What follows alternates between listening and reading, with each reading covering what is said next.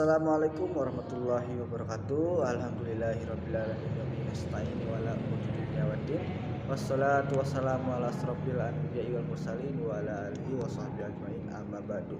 Pertama-tama marilah kita panjatkan puji syukur kita kehadirat Allah Subhanahu wa taala yang mana telah memberikan kepada kita bermacam-macam kenikmatan sehingga dengan nikmat itu kita bisa berkumpul kembali, bisa membuat video dan insya Allah akan menyelesaikan tugas presentasi yang telah dosen berikan kepada kami.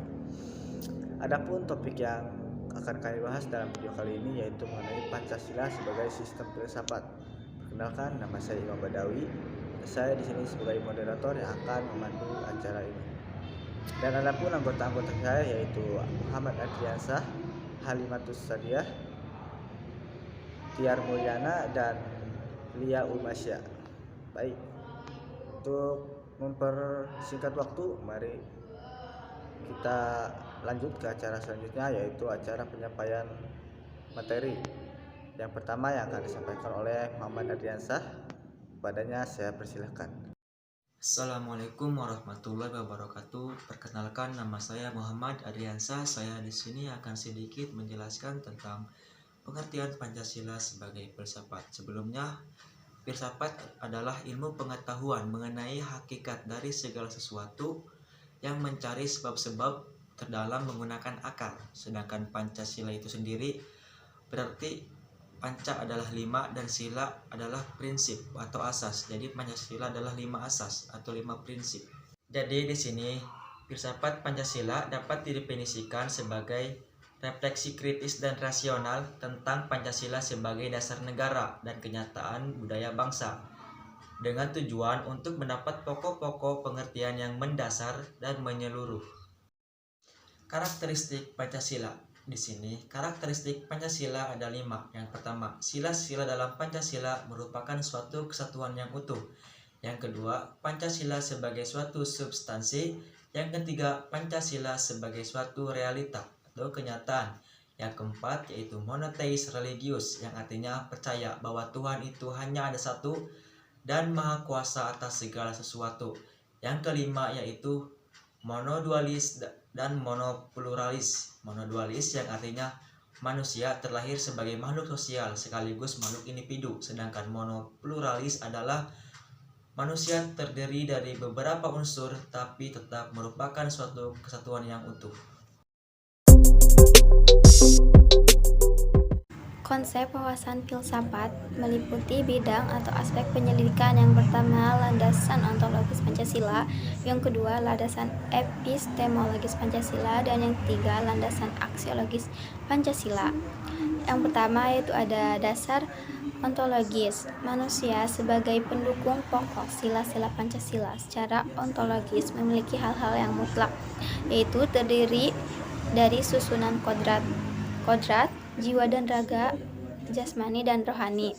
Sifat kodrat manusia adalah sebagai makhluk individu dan makhluk sosial, serta kedudukan kodrat manusia sebagai makhluk pribadi diri sendiri dan sebagai makhluk Tuhan. Oleh karena itu, kedudukan kodrat manusia sebagai makhluk pribadi yang bisa berdiri sendiri dan sebagai makhluk Tuhan inilah secara hierarkis sila pertama ketuhanan, yaitu ketuhanan yang Maha Esa, mendasari dan menjiwai keempat sila Pancasila yang lainnya. Yang pertama yaitu ada sila pertama yang berbunyi ketuhanan yang Maha Esa. Tuhan ya maksudnya adalah Tuhan adalah sebagai asal usul mula segala sesuatu. Tuhan adalah mutlak, sempurna dan kuasa, tidak berubah, tidak terbatas, juga sebagai pengatur tata tertib alam. Yang kedua yaitu sila kedua, kemanusiaan yang adil dan beradab. Maksudnya negara adalah lembaga kemanusiaan yang diadakan oleh manusia. Yang ketiga yaitu sila ketiga, persatuan Indonesia. Maksudnya persatuan adalah sebagai akibat adanya manusia sebagai makhluk Tuhan yang Maha Esa. Adapun hasil persatuan adalah rakyat, sehingga rakyat merupakan unsur pokok negara. Yang keempat, ada sila keempat yaitu kerakyatan yang dipimpin oleh hikmah, kebijaksanaan dalam permusyawaratan perwakilan. Artinya, maka pokok sila keempat ini ialah kerakyatan, yaitu kesesuaian dengan hakikat rakyat. Yang kelima adalah keadilan sosial bagi seluruh. Yang kelima, sila kelima, yaitu berbunyi keadilan sosial bagi seluruh rakyat Indonesia. Dengan demikian logikanya, keadilan sosial didasari dan dijiwai oleh sila kedua, yaitu kemanusiaan yang adil dan beradab. Assalamualaikum warahmatullahi wabarakatuh. Perkenalkan, nama saya Lia Ulmasya. Saya di sini akan melanjutkan pembahasan dari yang sebelumnya. 2. Landasan epistemologis Pancasila. Dasar epistemologis Pancasila pada hakikatnya tidak dapat dipisahkan dengan dasar ontologisnya Pancasila sebagai suatu ideologi bersumber pada nilai-nilai dasarnya, yaitu filsafat Pancasila. Menurut Suryanto, tahun 1991, hal 50. Oleh karena itu, dasar epistemologis Pancasila tidak dapat dipisahkan dengan konsep dasarnya tentang hakikat manusia. Kalau manusia merupakan basis ontologis dari Pancasila, maka dengan demikian mempunyai implikasi terhadap bangunan epistemologi, yaitu bangunan epistemologi yang ditempatkan dalam bangunan filsafat manusia.